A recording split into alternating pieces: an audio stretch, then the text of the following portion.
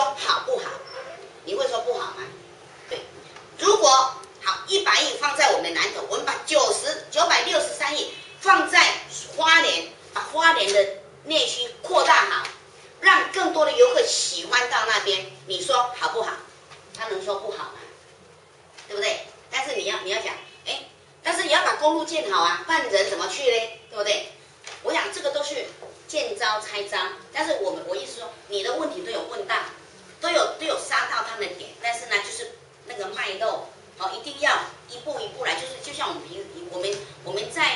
们在执行设这个案子都是有设陷阱。你说是，你本来是让他答是，他答不是，那答不是你就好我们那边对不对？你要知道我们以前在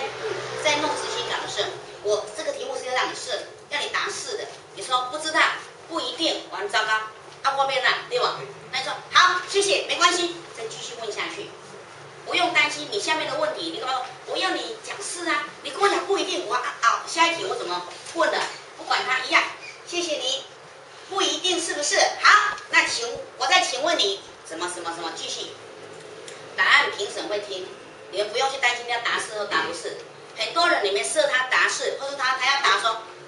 不可能啊，不是啊，我不会啊，对不对？可是你明明让他答会，他说他不会啊，接下来我下一题怎么问呢？不用担心，谢谢，哇，很棒，你终于会了。好，那我再问你下一个题目，继续问你的问题啊，不用被他干扰到嘛，对不对？因为你的问题就是要凸显他的弱点嘛，凸显他弱点，要让评审听到他的答案是什么嘛，对不对？那你们的回答经典或者答的诚不诚实评审都听得到就像我们正山刚才问你说，用的是不是人民的血汗钱？你说不是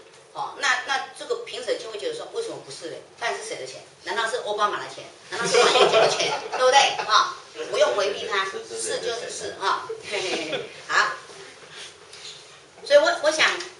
在这样子的一个过程当中因为反方其实里面的论点是很完整，但是就是说要逻辑化。你看我们来，我跟各位讲一下第一个你们要知道申论的事实占10分，申论的组织结构，你们段落第一段要讲什么，第二段要讲什么，第三段我要讲什么第四段我要做什么攻击，都是有它的分数那演说的技巧，就是你的肢体语言，你的段落不是很严肃，或是哒一直讲，不是有点肢体语言，有时候身体前倾的没关系。像你们，我一直常常跟你讲，你们都以为站在这边就可以站在这边不动手就在这边动一动这样子而已嘛，像机器的，其实不是我们请问对方辩友可以也可以前请，我认为都可以对不对？我方决定坚决赞成我国应先建苏花高速公路。为什么要建立苏花高速公路？你看奥巴马讲话都不用看稿的，他讲的都脉络很那个，对不对？我们马英九他还是哈佛的，结果还是都是看稿在背稿。奥勒冈就是培养你们这些不要看稿的再来说服的能力，说服能力不是你讲话很好说服能力，而是你的论点有没有去说服到评审。再来就是说我们咨询的内容咨询内容你的有没有简短，不用问很多，短简短，而且问到攻击到他的要领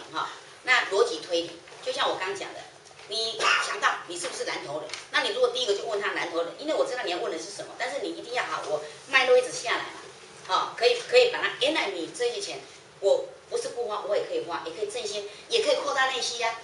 也可以振兴它的经济效益但是我们就是把这些钱放在它里面，把它完全，但是是不是像我刚才这样问是？